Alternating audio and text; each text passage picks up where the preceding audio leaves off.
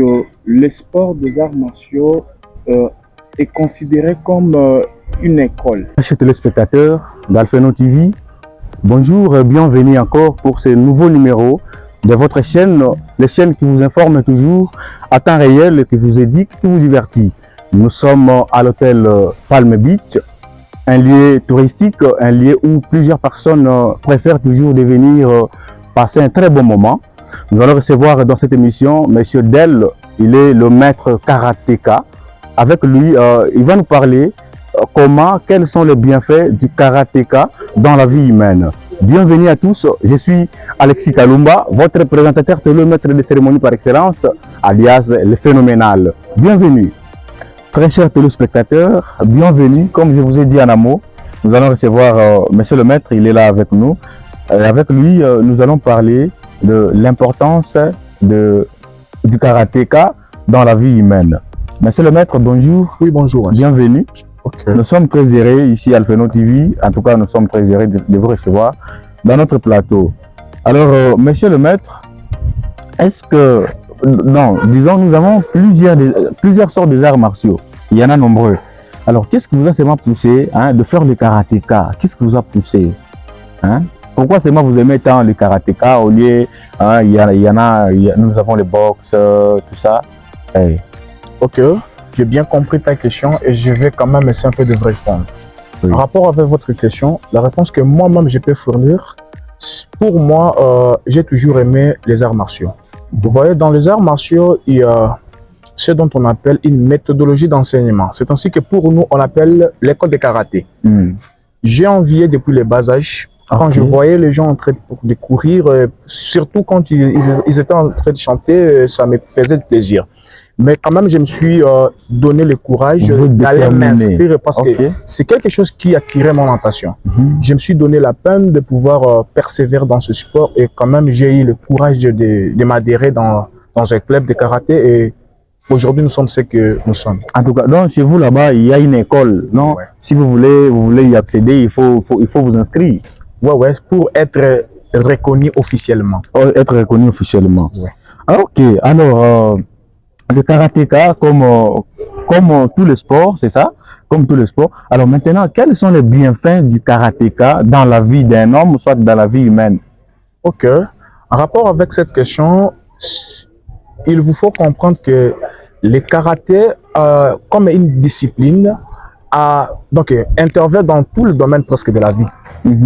Parce que ça contribue d'abord sur le plan psychique, vis-à-vis du point de vue comportemental. Vous allez voir ceux qui pratiquent les arts martiaux et ceux qui ont fréquenté de meilleures écoles de karaté, ils sont quand même différents et modèles dans la société. Ok. Ouais. Ça nous aide aussi à ce cas pour cadrer mieux notre performance physique. Le karaté contribue dans notre santé physique et mentale. Oh, vraiment. Et maintenant, il y a une chose, il y a plusieurs personnes qui prétendent dire que ceux qui font les arts martiaux, ce sont du genre bateau au bazalaka. Donc, ce sont les gens qui ne raisonnent pas bien, soit ce sont les voyous, les brigands et tout comme ça. Est-ce que vous pouvez un peu nous éclaircir par rapport à cela? Bon, à ce qui concerne cette question, je vais essayer un peu de dire moyennant ce que moi je réussi comme instruction dans les arts martiaux. Vous voyez, ceux qui ne pratiquent pas les arts martiaux ne comprennent pas l'importance du sport. Ils ne comprennent pas. Donc, nous parlons c'est ainsi qu'au départ, je te dis que non, en rapport avec les arts martiaux, ça dépend d'une école à une autre. Oui. Une personne qui a réussi une meilleure instruction, parce que chez nous, on appelle la discipline. Nous sommes disciplinés et nous sommes modèles. Et ceux qui interprètent les méfaits du karaté, ce sont les gens qui pratiquent en désordre, qui ne comprennent pas s'ils sont appelés karatéka pourquoi. C'est ça. C'est ainsi qu'ils se laissent dans la rue en train de faire ce qui les semble bon. Or que nous, nos objectifs, c'est de protéger ceux qui sont faibles. Ok. En tout cas, c'est une bonne chose parce qu'il y a les autres qui prétendent dire, voilà, une fois ceux qui m'ont toqué dans le karatéka, comme boyé, donc à cause de la voyou, brigand et tout comme ça. Bien, pour cet éclaircissement, est-ce que le karatéka peut-il contribuer, tant que stress, est-ce que le karatéka peut intervenir à cela? Parce que vous dites que le karatéka développe sur le plan psychique, tout ça. Est-ce qu'il y a un peu sur le plan, il y a stress vraiment? Ouais. avec tout exercice, quand on est dans les séances des entraînements, vous allez comprendre que nous sommes en train de lutter quand même avec des frustrations et l'angoisse. Vous voyez, vous développez un esprit commun. Oui. Quand vous travaillez dans l'ensemble, vous êtes en train de lutter contre le méfait, les arrière-pensées. Oui. Ça nous motive parce que quand je me rappelle du beat karaté, vous allez voir que c'est l'union du corps et de l'esprit. Oui. Quand vous les mettez ensemble, vous allez vous rendre compte que non, je suis en forme. Parce que quand vous êtes dans une séance de l'entraînement et que votre esprit n'est pas avec toi, tu ne comprendras plus rien. Plus rien. C'est ainsi que le fondement du karaté, c'est l'union du corps et de l'esprit. Ok. Donc, nous sommes appelés à être toujours en forme et surtout en plein exercice. Ok. Ça nous aide aussi d'avoir une culture là, parce que vous voyez, ça nous épargne aussi des dangers. Ok. Le fait que quand on est dans l'entraînement, on est concentré. Ça nous demande la méditation. Et quand vous êtes frustré, bon, c'est quelque chose qui va à la normale. Hein. Ok. Je pense bien que non, quand on est en train de travailler, on est quand même motivé avec un esprit là. Oui. Ça nous aide quand même à être diminue en le forme stress, et nous ne sommes pas stressés. Voilà. Et alors, plusieurs d'entre vous, vous avez toujours des ceintures. Il y a les autres qui ont des ceintures noires, des ceintures blanches, vertes et tout qu'on sort. Est-ce que vous pouvez un peu nous expliquer, et avec le médaille, comment vous recevez, comment vous passez des étapes à une autre avec de ceintures, de médailles et tout ça? Ok. Vraiment, ce que je vais expliquer, je vais vous expliquer d'abord, avant tout, l'ultime et la supériorité des arts martiaux. Oui. Vous voyez, chez nous, quand on est venu pour débuter les sports, on ne te considère pas comme sportif. Nous sommes différents à travers nos ceintures. Oh, donc c'est ce qui vous différencie. C'est ce qui nous différencie. Okay. Parce que le sport du karaté, c'est un sport qui demande la persévérance. Vous allez comprendre que moi, d'abord, je ne suis pas fruit de 2024. J'ai commencé le sport depuis 2010. Je me suis donné la peine, de pouvoir s'exercer et passer dans des passations de grades. Vous voyez, quand on organise une passation, c'est une évaluation comme l'examen. Okay. Des fois, si tu peux payer l'argent, ça t'arrive que tu échoues, bon, tu n'as pas le choix. Comme c'est une école. Au départ, je vous ai dit que non, le karaté, c'est une école. Oui. Ça dépend maintenant des niveaux. À chaque niveau, tu es en train de surmonter les étapes du karaté. Mais en rapport avec les médailles, je vais essayer aussi de vous répondre. Oui. Les médailles consistent dans une compétition. Vous allez vous rendre compte qu'une compétition, c'est une branche du karaté. Donc, pour être maintenant populaire, parce que le sport des arts martiaux a comme finalité la bagarre. La bagarre, les combats. On ne peut pas quand même s'appeler champion, ça pour autant aussi combattre quelque chose. C'est ainsi que dans tous les domaines du karaté, nous nous laissons quand même la peine de pouvoir participer dans des championnats. Donc, les nombres de médailles que vous avez là-bas, ce sont les nombres de championnats que vous aviez gagnés, c'est ça? Bon. Moi, personnellement, j'en ai 9 médailles avec moi. 9 déjà? Ouais, je me promène juste avec ça parce que c'est ce que moi je trouve important de marcher avec. En tout cas. Vous voyez, ça ici, ce sont des championnats nationaux. Vous voyez, c'est avec le logo de notre République. Oui. Ce sont des championnats nationaux dont nous avons eu à participer. Nous avons quand même essayé de faire aussi de nos mieux pour que nous ayons cette médaille. En tout cas, c'est une bonne encourageant, c'est une bonne chose en tout cas qu'on doit encourager. Surtout. Alors, monsieur le maître, pour finir, on a participé à des entraînements du karatéka et souvent, vous ne voulez pas utiliser nos langues. Hein, nos langues nationales. Vous avez vos langues et là, bon, nous là, on ne comprend pas. Nous qui ne sommes pas du domaine, nous ne comprenons pas. Pourquoi vous ne voulez pas utiliser des langues nationales lors de vos entraînements? Ok, c'est une meilleure question d'ailleurs que j'attendais. Bon, en rapport à ce cadre avec la langue, vous devez savoir que non, l'origine du karaté n'est pas faite de nos langues. Le karaté tire son origine du Japon. Vous allez vous rendre compte que le karaté vient d'abord du deux mots japonais. Nous avons les kara et l'été. Les kara, ça signifie le vide et l'été signifie la main. C'est-à-dire, pour comprendre le karaté, il faut qu'il y ait l'union du corps et de l'esprit. Le vide là représente l'esprit. Vous voyez, quand vous êtes là, vous engagez l'esprit avec le corps.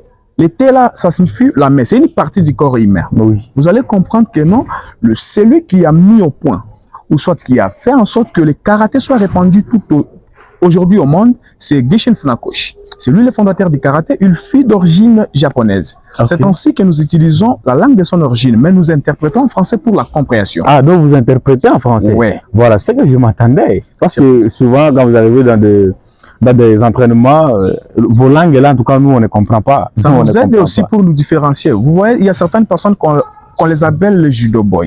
Ils sont là en train de participer dans des séances d'entraînement, ils en bénéficient. Malheureusement, ils ne font pas le sport. Et ils les interprètent. Bon, pour comprendre cette langue, il vous faut une persévérance. Bien, merci, monsieur le maître. Maintenant, vous êtes en ceinture noire, j'espère. Ouais, ouais. Vous êtes en 40e dan. Je suis ceinture noire première dan. Premier dan. Et les dan là signifie quoi? Parce qu'il y a les autres qui disent premier, deuxième, troisième. Les dan là, c'est quoi? C'est votre nom ou quoi? Ok, c'est une meilleure question en fait. Oui. Pour vous éclaircir, c'est ça. Vous allez comprendre que je vous ai dit, nous avons des étapes. Ok? Oui. Nous commençons du débutant jusqu'au ceinture noire. Mm. Et maintenant, ce qui nous différencie, la toute dernière ceinture, c'est la ceinture noire. Oui. Ce qui nous différencie ici, c'est les dan. Quand on appelle dan, ça signifie le niveau. Vous voyez? Quand vous voyez premier dan, c'est-à-dire je suis ceinture noire, premier niveau. Ok. Vous voyez, parce qu'il y a des catégories et des catégories. Des ceintures noires. Ceinture noire, premier dan. Jusqu'au ceinture dan, ce que tu dois savoir que quand on appelle dan, c'est le niveau. Vous voyez? Ah oui. En commençant à la ceinture noire, vous devez savoir que nous avons la ceinture noire premier dan, la ceinture noire deuxième dan. Là, on les appelle les sensei. Mhm. Et maintenant, Sensei. en commençant à la ceinture noire troisième dan, là, c'est les hauts sensei. Les hauts sensei signifient les grands maîtres. Et maintenant, pour différencier le niveau des grands maîtres, vous allez voir une ceinture cousue comme si c'était rouge-noir. C'est ce qui différencie le niveau des cinquième dan. Donc, à commençant du sixième dan jusqu'au huitième dan, vous allez voir, on a cousu de la manière blanche-rouge. C'est seulement pour différencier. Mais la toute dernière ceinture, c'est que vous devez savoir que c'est la ceinture noire. La ceinture noire. Ouais. Ok, parce qu'il y a les autres qui interpellent mal en disant que il y a aussi une ceinture rouge, tout ça. En tout cas, nous, on ne comprend pas. Bien, merci. Nous sommes arrivés presque à la fin de cette émission. Je ne sais pas si... Ok, alors nous, on passait, et surtout avec plusieurs personnes, les ignorants, parce que en karatéka, il y a aussi la ceinture rouge. Bon, en tout cas, on ne sait pas. Est-ce que vous pouvez nous expliquer? Bon, Parce qu'il y a le lobby qui est ceinture noire et des ceintures à souka. Maintenant, rouge, on a suivi. c'est une question très pertinente. Bon, je vais quand même essayer un peu de mettre tout au clair. En rapport avec la ceinture rouge, les gens interprètent mal. Ils ne comprennent pas l'essence du sport. Vous voyez, dans notre sport des arts martiaux, la ceinture rouge, c'est une ceinture de compétition. On appelle d'abord les haka. Les haka signifient rouge et les ao signifient bleu. C'est-à-dire c'est des ceintures seulement de la compétition. Là, on ne tient pas compte de nos ceintures. Que tu sois noir ou gris, tu peux quand même t'affronter avec n'importe quelle personne. Si seulement vous êtes en haka ou en ao. C'est seulement la ceinture de la compétition. Et il y a certaines personnes aussi qui portent ça comme ceinture marron. Surtout dans les styles tels que taekwondo. Et même ils portent ça comme ceinture marron. Ok. Bien, merci beaucoup. Bien évidemment, très chers téléspectateurs, nous sommes arrivés presque à la fin de notre émission. Monsieur le maître, Alpheno TV est très heureux de vous recevoir sur son plateau. Et je ne sais pas si vous aurez un mot à placer à nos téléspectateurs. Moi, salutations, tout ça. Et surtout pour dire à ces gens qui nous suivent de partout. Ok, merci pour le droit du verbe. Je suis quand même ravi de joie et je suis très comblé de joie parce que cette chaîne nous a réussi de manière particulière. Oui. En fait, en rapport avec le sport, nous aimons le sport.